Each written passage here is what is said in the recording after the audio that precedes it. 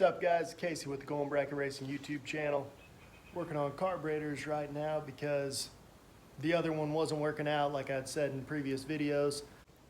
We got this one off of a guy on Facebook, done up by Ken Jones Performance Carburetors, one of the best in the game. We dealt with him a whole lot in the past. Whenever I was really winning back in the day, that's what was on all my cars. So we're gonna try this guy.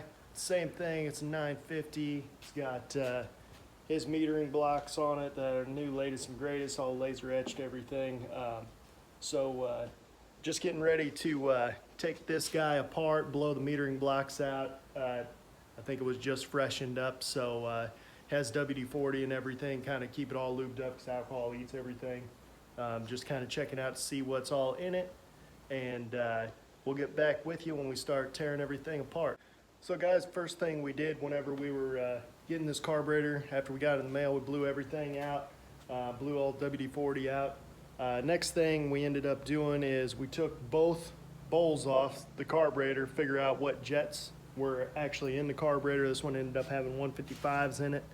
It does have an extended jet in the back. Mine actually had these jet extensions in it here, which basically you just screw these in where your jets go, and then you screw whatever jet you want into those. This one actually has a physical jet that is this length, so that's kind of nice and kind of not, because on one hand it's one less thing that you can cross thread and things like that, but on the other hand you're stuck with what you got. Luckily this has 155s in it. That's kind of what I wanted anyway. Also checked the idle air screws. These you turn out and makes your initial hit, your idle, richer when you turn them out, and it makes it leaner when you turn it in. So if you ever have an issue where you mat it on the starting line, it dies, or a fireball shoots out or something like that, you're probably too lean on these screws. You need to turn them out half turn at a time. This guy had his all the way in at 1.25 turns, which I don't think is nearly enough. I turned them out to 2. That's where I have them on my other carburetor. The most I've ever heard of going in on them is 1.5. So that's just something you want to think about. You want to also check and see what your heights are on your floats, your float levels, so you can set them back to where they need to go in case you get to messing with them if fuel's running in. Other than that, we'll take the other carburetor off, and got to switch some AN fittings out. This guy robbed his off of here, which I would have too. Those things are expensive. So now we're going to this guy, and we'll get them side by side here in a minute. All right, so we're getting ready to take this carb off. All you got to do is disconnect to this linkage here and take 4 bolts out on all 4 sides. Take your fuel lines off, get ready for that all to spill out everywhere. So make sure you got a cup or something around, because there is fuel in these lines up to the regulator. After what comes out of these lines, nothing can bypass the radiator without the pump running. So you should be good on that. And next thing you do is, once you take the carburetor off, don't forget to cover up the intake, because you don't want anything falling in there. If anything falls in there, you are screwed, and you'll probably not see it when you get ready to put something on, so don't make that mistake. So I don't know if this is a good enough view, guys, but I just got my iPhone here, so all you gotta do is break these AN fittings loose. I already got the other one off. This one, sometimes you gotta actually hold the one in the carb. We're gonna take that out anyway, so it really doesn't make a difference. But as soon as you crack that open, see how that's leaking out already? You wanna catch that, because if you don't, alcohol eats paint horribly, and everything else it gets in contact with. But you just wanna catch everything you possibly can out of all the hoses. And then I'll show you something that I like to do with this whenever you get done. But like I said, see, now nothing's coming out, so should be good to go. As soon as I say that, more comes. Just put it all the way down,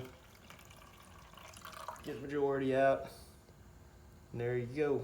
So we'll be back in a second. Then what I like to do with all this is kill fire ants. That's what I like to do with the hoses after it's all said and done, so you don't end up having everything just kind of siphon out on you. If anybody watches Roadkill, that's your zip tie moment for today.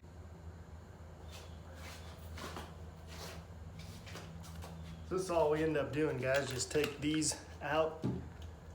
Let's get them all loose real quick.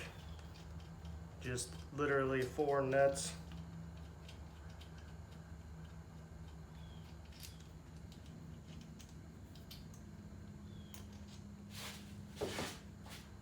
If you have a door cart, luckily you have a handy fender, just put everything on.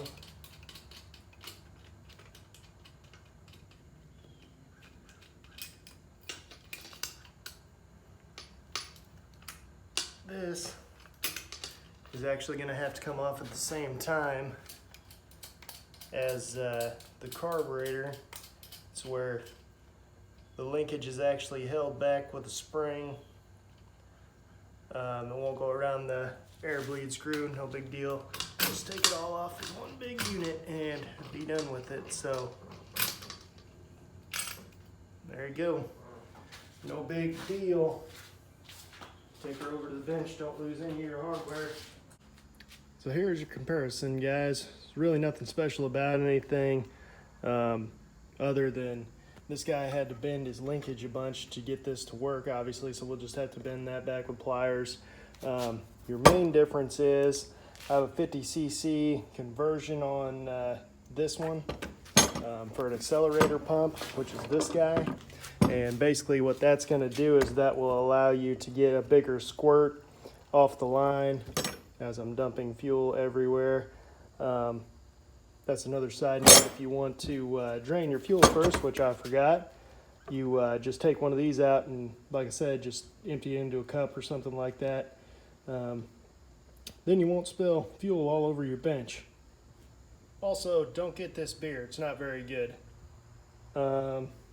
Other than that, we're just going to take this hose off the transfer tube and we're going to put it on here. It basically just regulates the high pressure in the bowls so it doesn't spray everywhere. Just takes it out of one, put it in the other one. We're going to take off these AN fittings, put them in this carburetor, and other than that, we'll just put it all back together and hope it starts. So there's a side note for you guys. Whenever you're taking these AN fittings out of the carburetor, there's a little aluminum washer, I guess you'd call it there, crush fitting, something like that. Don't lose that guy or else this thing will leak like a sieve. All right, guys, here we go.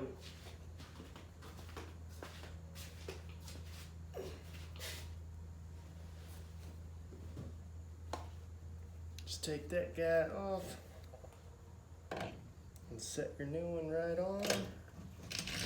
No big deal. Make sure this linkage actually goes on before we call it good here, because it wouldn't fit around that idle screw earlier and it doesn't on this one either. So we'll just lift that back off. Put that spring holder back on there. Set everything down at once. Got a pain, but it'll work. And there you go. This is the idle air screw right there that it won't go around because it's just too tight of a gap. So now just bolt everything back up and hopefully we'll be starting this pretty soon.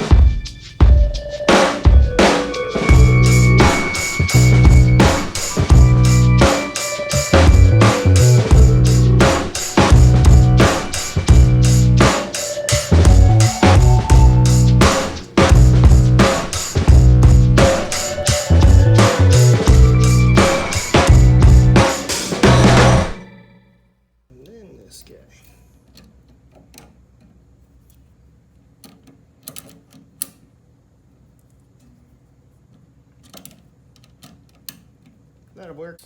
Oh, this thing is magnificent.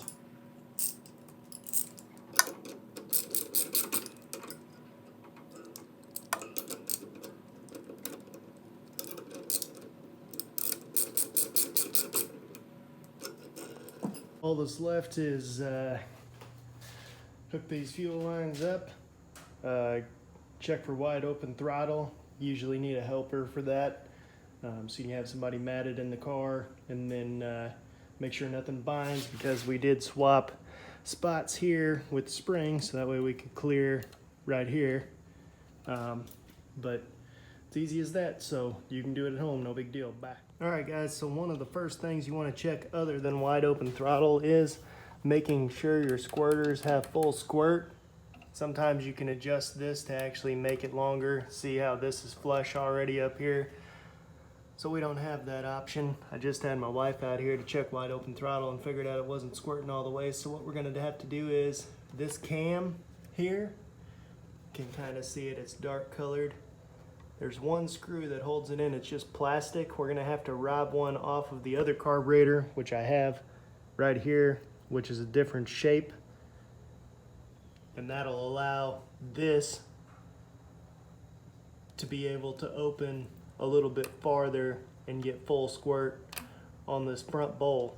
So we're gonna swap that guy out, and other than that, we're getting ready to fire her up. So be right back. All right, here we go. Hopefully no fireballs.